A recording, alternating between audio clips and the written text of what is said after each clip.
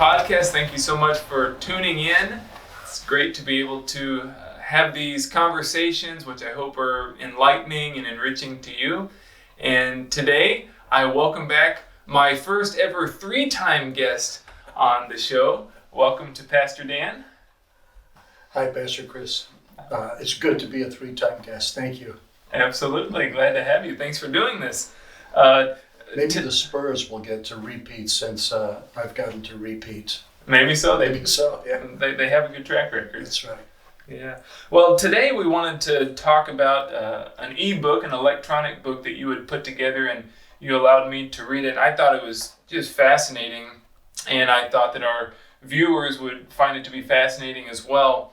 The title of it is Aliens in Our Native Land, a Survival Manual for Christians Living in Post-Christian America. And so after reading this, I had several questions that I thought would prompt some discussion and help us to get into some of the material here. I guess before I get into the questions, I should ask you, what motivated you to write all of this? I think it was just a reaction to things that I've seen in people at Shepherd, things that I've seen in culture, things that I've read. It is a post-Christian America.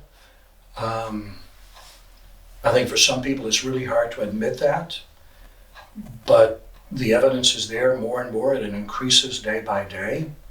And it just seemed like a good thing to do. You know, we need to learn how to live in this new world. Mm-hmm. Makes me think of our sermon series now. We're talking about recalibrate, thriving in a new world. And, you know, what it was in my mind in that sermon series was COVID and the way that it's changing our world. You wrote this before COVID, yes. though, and it was more about values that were changing and the way that Christianity was being upheld or not upheld, some things of that nature. So I guess perhaps some definitions. What does post-Christian America mean? What is post-Christian? Post-Christian is I'm not exactly sure where the term came from. I didn't create that term. It's a term that's been around for a while now. It identifies the fact that the United States is becoming less and less religious and more secular. It admits that there was a time in our history when Christianity was more prominent in the public sector than it is now. Right. We're in the process of doing another census, and if trends continue in this new census, then more people than ever before in our history are going to identify themselves as no religion or no particular religion. The number of people that identify themselves as nones when it comes to religion is greater than it's ever been in our nation's history since we've been keeping track of it. There was a time in the United States when being Christian was much more acceptable than it is now. And that's just not true any longer. Mm-hmm. And so some people are calling it post-Christian after that time when it was easier to be a Christian. Mm-hmm. So there's some things you said I want to pick up on. It's not just that people are choosing not to be Christians, but you used the term, it's not as acceptable and it used to be easier. Can you dive a little bit deeper into how is it not acceptable as much to be a Christian? A friend of mine drives for Meals on Wheels. He's been doing it for years. And he's very generous with his giving of time. He takes care of his parents, he takes care of his in-laws, and he takes care of people on his route for Meals on Wheels. One of his brothers-in-law one time asked him why he did all this stuff. And in his response, first he talked about how he thought he was paying back his parents for all that his parents had done for him. And then he started to go into, I do this out of gratitude for God. He had barely gotten into making that statement when his brother-in-law stopped him and said, "Don't preach at me." He didn't preach. he had barely gotten the words gratitude to God out of his mouth. I mean, it's a 3-word sermon. And his brother-in-law interrupted him and said, "Don't preach at me." There was a time in our nation's history when people may not have liked hearing religious conversation, but they were polite about it and they didn't take offense at it. Now, people take offense at it. Back in the 70s, there was an evangelism program called the Kennedy Evangelism Program. Good name. Good name. Yeah, that's right. Yeah, you did a good job putting that together.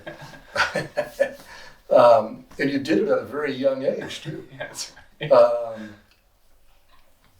The program was used across denominational lines. People would walk their neighborhoods, they would knock on the doors of total strangers, and they would ask 2 questions. Have you come to a point in your personal life where you know for sure that if you died tonight you would go to heaven? And if you found yourself standing in front of God and God asked you, "Why should I let you in?" what would you tell him? That was acceptable activity in our culture. Churches grew using that project. Now, I don't think it would be a good idea to knock on the doors of strangers. And if we ask those 2 questions, my suspicion is that now the answer would most often be, who cares? I mean, there is a growing conversation in our country around something called spirituality. There are people who identify themselves as spiritual. But it is individual. It is based on nothing but whatever they feel inside themselves. There is no external standard. And they reject external standards. Don't force your Christianity on me. Just because it's right for you doesn't mean it's right for everybody. That's different from the way it used to be. Okay. So we're seeing a lot of examples, and I'm even wondering if some of it ties into other larger themes, such as perhaps a decline in civility, the way that people talk to each other, also a more closed up kind of a culture where we drive into our garages and close the door and we don't want people coming to our door. We just want to be in our own little world. So I wonder if there's a convergence of factors there, with the dominant factor being the decline in religious interest. I think all of those things are accurate. I think all those things are tied together. Yeah. I think I would throw in the whole meism factor also. For a longer time in history, in Western civilization, the standard for determining all kinds of things was what will fit the greater good. Decisions were made for the greater good, for the community. For the first time in history, in Western civilization, the standard is now me, the individual.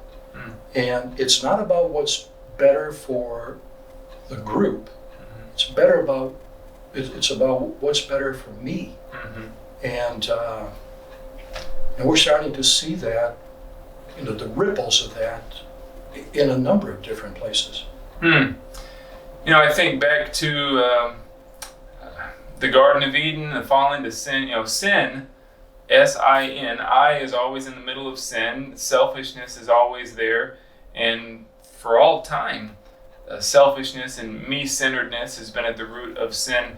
But if I hear you correctly, you see a trend toward even more of that, more of an internal standard versus external, more of a what's best for me versus what's best for the greater good and other people. Can you think of a turning point there where things just really took a dive and really went in that direction even more? Because that's always been a part of sin, selfishness. But you're saying you feel like it's really become an even greater issue. Was there some time when that turned in our nation's history, do you think? That's a great question. Off the top of my head, I can't think of a particular event, of a particular moment when Meism began to be the standard in our culture, in our societal thinking. I think it's true that sin has always been there. I think selfishness has always been there. Self-centeredness has always been there. But those things were regarded as behaviors to be controlled and to be denied. Now, they've become virtues. Oh, wow. And it's off the top of my head, if I were to pick a time, and this is so cliche, I'd probably go back to Spock.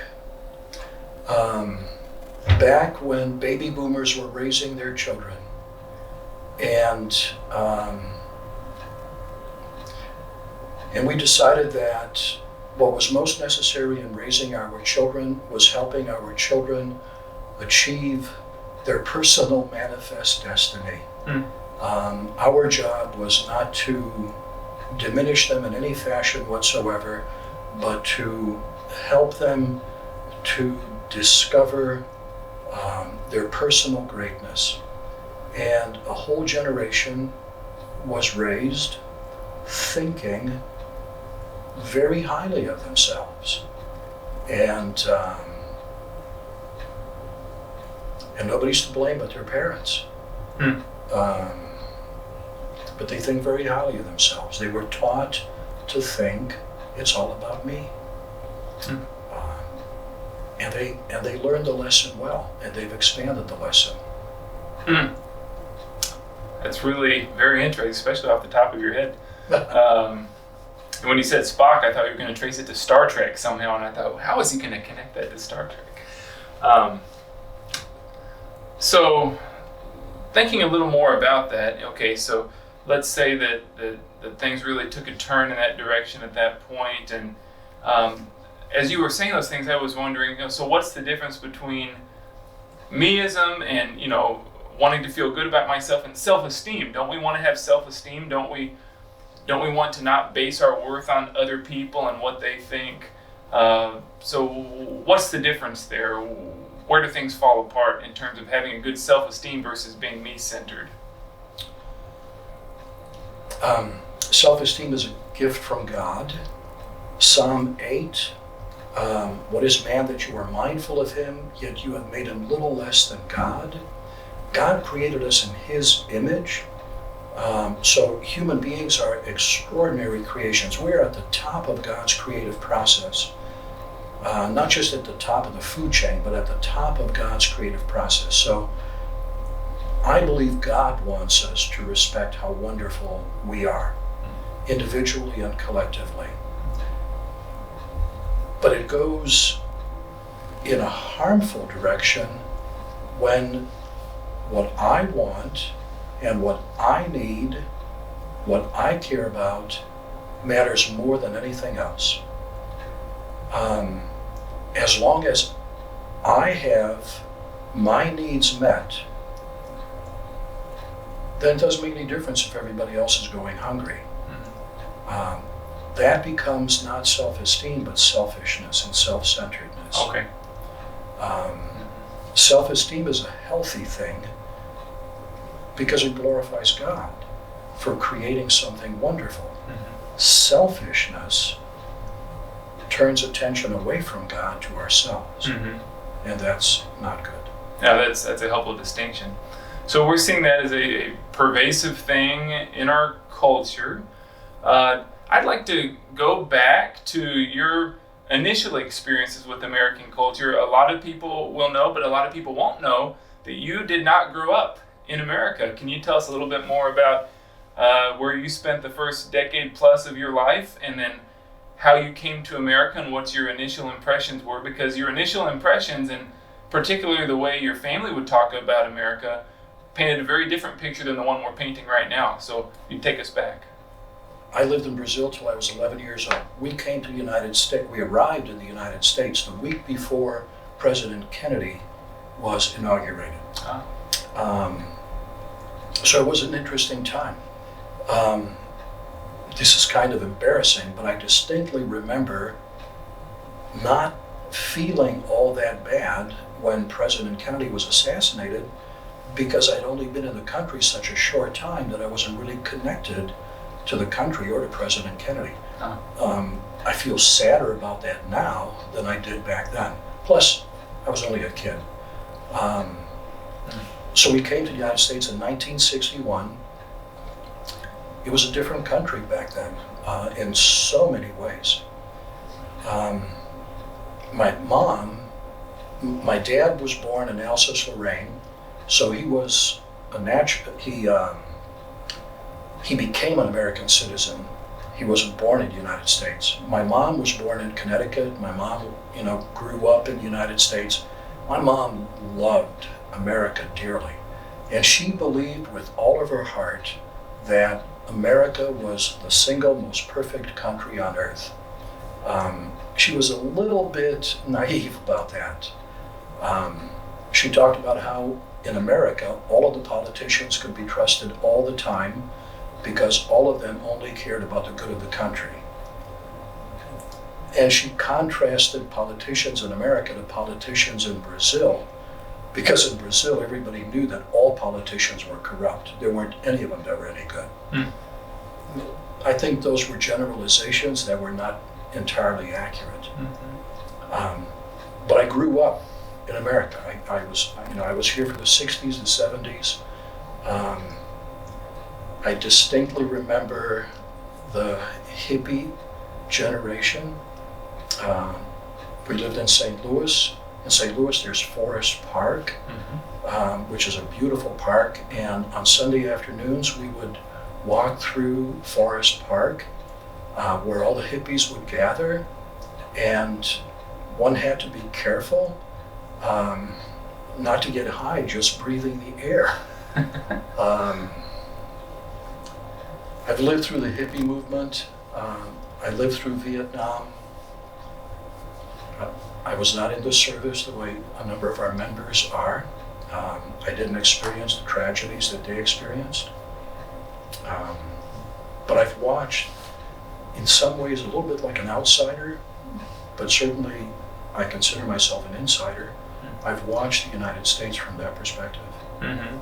I'm fascinated with your mom's impression and the generalizations that she made. Now, your mom lived into her 90s, late 90s, correct? 97 and a half. 97 and a half. And a half. And a half.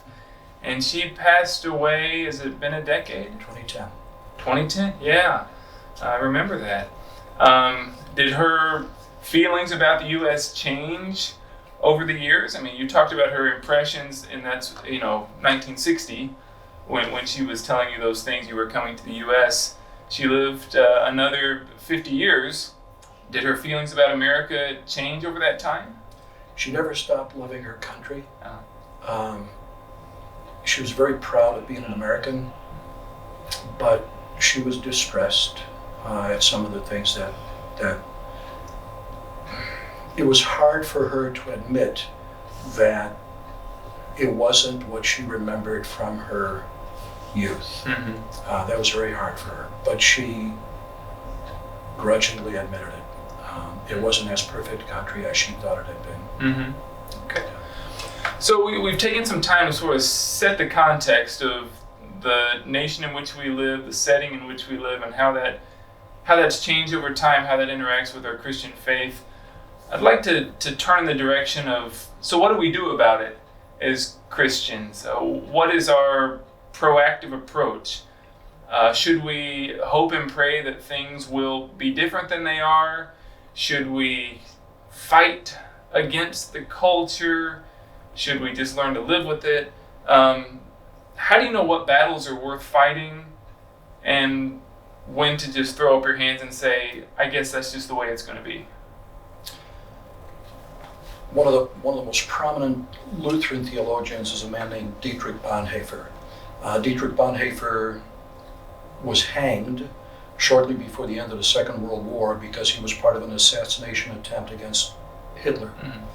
Bonhoeffer was Lutheran, and from prison, Bonhoeffer wrote a letter to a little boy whose parents had asked him, even though he was in prison, to be godfather to the little boy.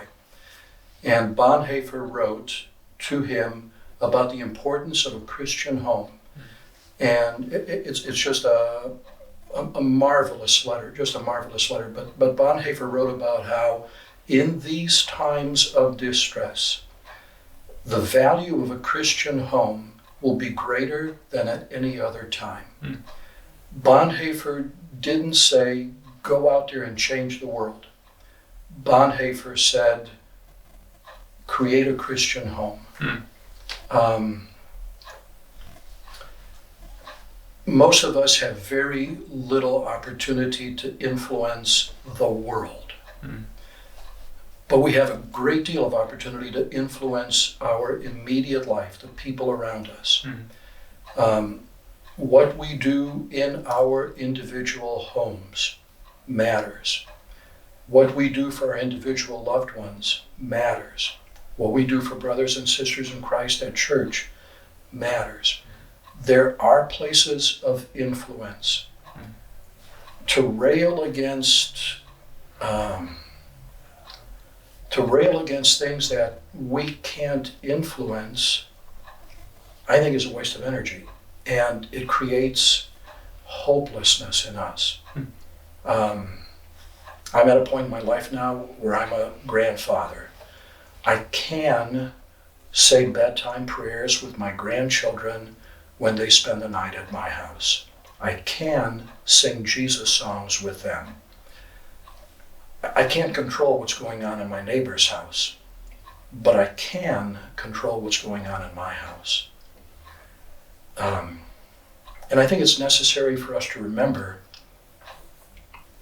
that what we're experiencing is really not new. One of my favorite Bible verses is in Ecclesiastes. Do not ask why the former times were better than these, because it is not from wisdom that you ask such questions. When we spend too much time talking about the good old days, it's not productive. It's not helpful. I think a lot of people don't understand this, but in Israel, of all places, in Israel,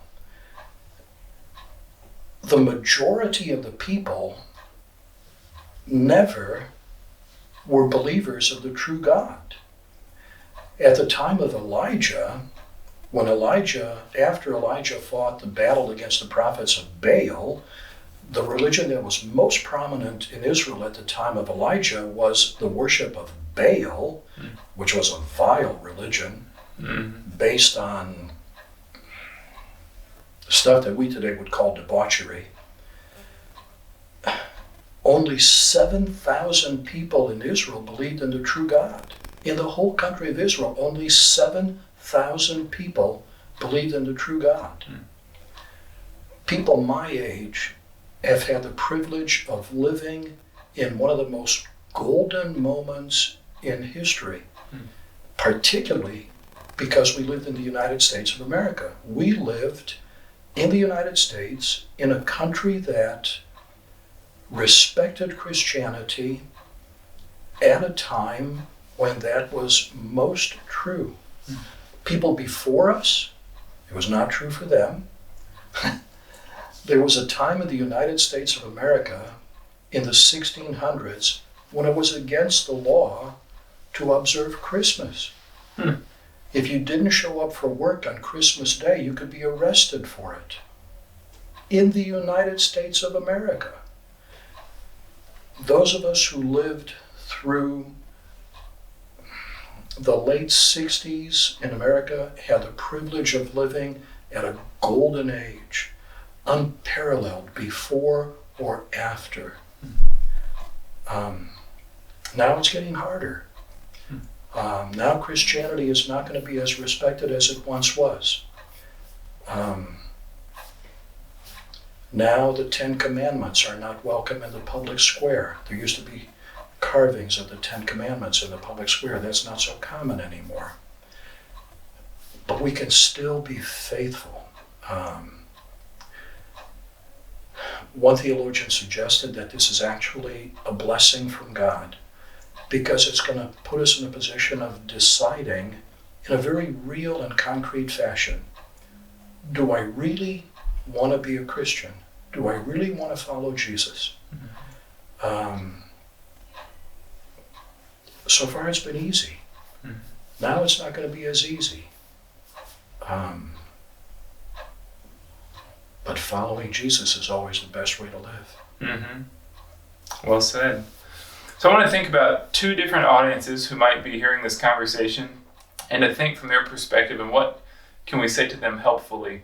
One would be people who have had a similar life experience that you have had, and they have seen the changes over time, and they grieve the loss of that golden age, we'll call it that.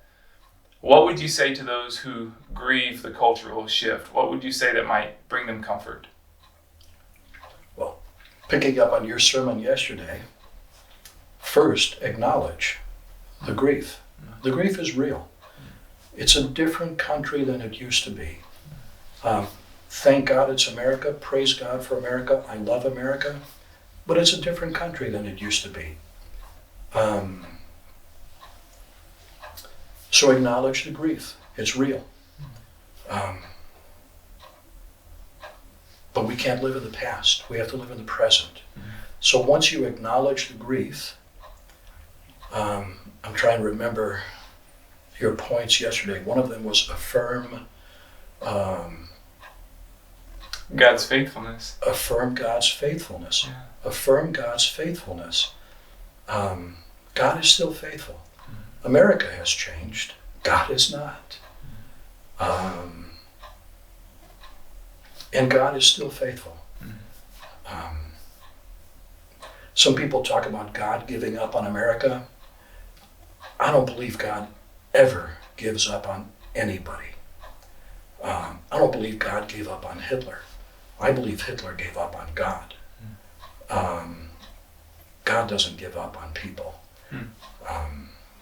The story of Sodom and Gomorrah in the Bible, some theologians have said, if something horrible doesn't happen to America, then God's going to have to apologize to Sodom and Gomorrah. Oh, wow. That's absolute blasphemy. Abraham prayed for Sodom and Gomorrah. God, if there's 50, God, if there's 40, God, if there's 20, God, if there's 10. There weren't even 10 righteous persons in Sodom and Gomorrah. I don't believe God gave up on Sodom and Gomorrah. They gave up on God. And God's not going to give up on America. And the people who believe cannot give up on God. It's going to be different. In my book, I talk about a lot of people there's a Lutheran church in Cuba, and there has been a Lutheran church in Cuba for a long time. There was a Lutheran church in Cuba when Castro was a young man. Castro's gone. The Lutheran church is still there. The leader of the Lutheran church in Cuba describes himself this way: I am a Lutheran, Christian, Cuban communist. I mean, those words do not belong together except for Lutheran and Christian. He lives in a communist country. He lives in a country that has done its best to erase religion from the societal place. He is Lutheran, he is Christian, he is Cuban, and he's communist. And it works. He has not given up on Jesus. He has not given up on the church, and he's not the only one there. Our numbers, all of the data appears to suggest that our numbers in the United States are going to decline. There are going to be fewer Christians in America as time goes on.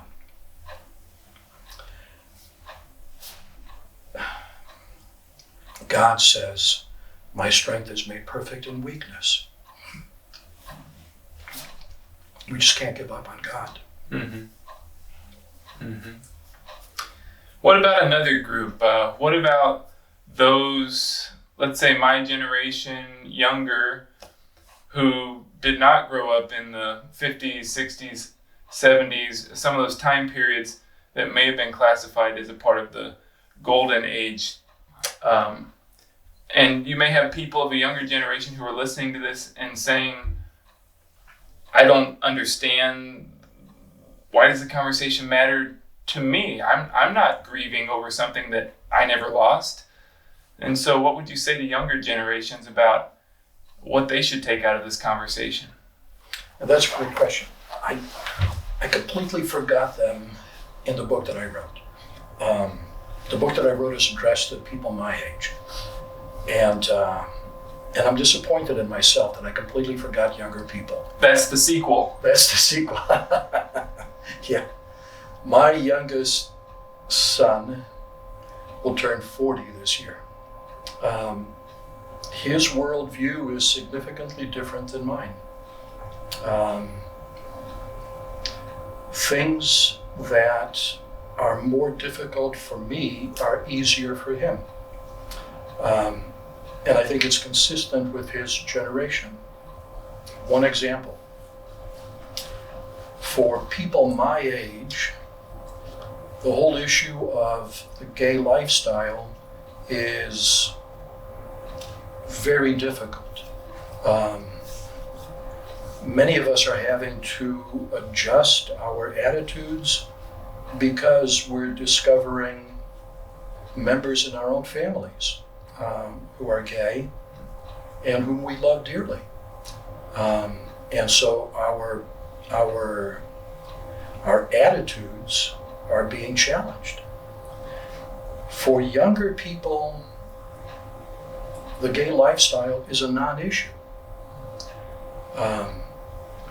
When I was in my 20s, people living together outside of marriage, living together before marriage, was still scandalous. It was a minority of people that was doing that. Now, it's a non-issue.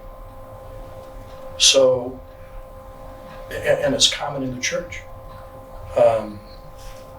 So for younger people who don't have the context of the past, as long as other people do, as long as my generation does, they don't see what's going on in America the same way. And in fact, they see some of the things that are going on in America as good. I have to think some more about how to engage in that conversation. My concern for everybody, regardless of their age, my concern is, Jesus said, follow me. If we're not following Jesus, if we're not following Jesus every day of our life, if we're not following Jesus every breath of our life, then we're going the wrong direction. And more in our individual and corporate conversations, following Jesus is not part of the conversation. More and more, the conversation is limited to, what do I think? What do I want? Yeah, that brings us full circle in our conversation, talking about, instead of what's best for the greater good, the meism. Maybe this would be a good point to wrap up with a summary question and leave on an encouraging note, and that would be, what advice would you give on how to be faithful to Jesus in an increasingly faithless culture? One thing you said that stood out to me, many things stood out, but one was, don't give up on God. So I think that would be one thing for sure that we would take out of the conversation. Anything else you would say in answer to that question, how to be faithful in an increasingly faithless culture? Don't lose hope. The current issue of National Geographic features voices of World War II. People that were alive that served in World War II, that lived through World War II, are now 75 years older. And so many of them are late 80s, A few of them are in their hundreds even. And it features voices not only of American people, but Russians, Germans, and Japanese. A Japanese man that was 9 years old when the bomb was dropped on Hiroshima is in the article. His entire family was killed. A 9-year-old boy left alone in Japan after the A-bomb. Total stranger took him in and made a deal with him. If you work with me for free for 12 years, I'll give you a house of your own.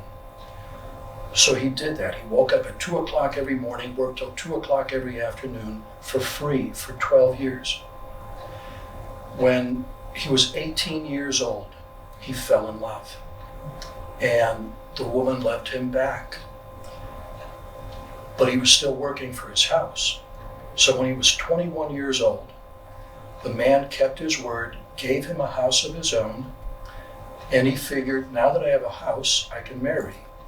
So he went and he talked to the father of the girl and asked for her hand in marriage, and the father refused. He said, I can't let her marry you because you are one of the Hiroshima, and all of your children will be deformed, and I won't do that to my daughter. So he lost the love of his life. He left his home, he left his job, he left the young woman. He went off and he said he did a lot of bad things. And then he wound up getting a job, and basically he just took care of himself. He didn't risk falling in love anymore because he didn't want his heart broken anymore. Now he's 84 years old, and he's gone back to Hiroshima. And every day he goes to the Hiroshima Museum, and he brings with him a bag full of origami airplanes and birds that he gives away to children that come there. And he makes them in a way that when you pull the tail, the wings flap. And on all the wings, he writes, hope for peace. Mm-hmm. Wow. He was there when the bomb dropped. His whole family was killed. The love of his life was denied him. He's had a bare minimum life. Now he's 84 years old.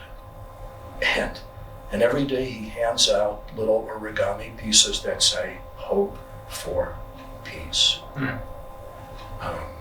Don't stop hoping. Mm. Never stop hoping. God is our hope.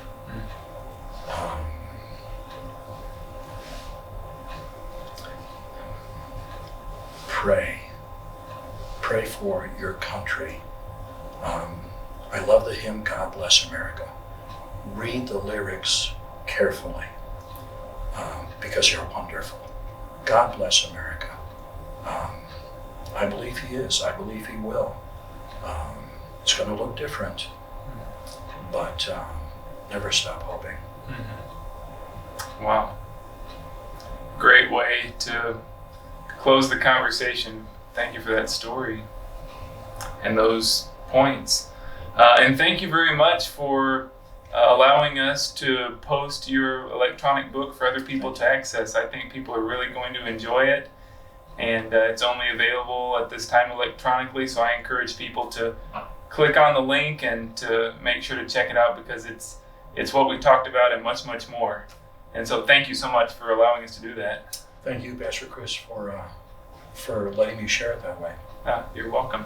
We'll have to do this again. Mm-hmm. And I want to say thank you so much to all of you for watching, for your viewership. Please do take advantage of the opportunity to access Pastor Dan's electronic book. We'll have a link for you to click on. And please tune in next time to the Shepherd Podcast. It's a lot of fun to put these together. It's a very stimulating conversation, including today. Thank you again for watching. God bless you, and God bless America. See you next time.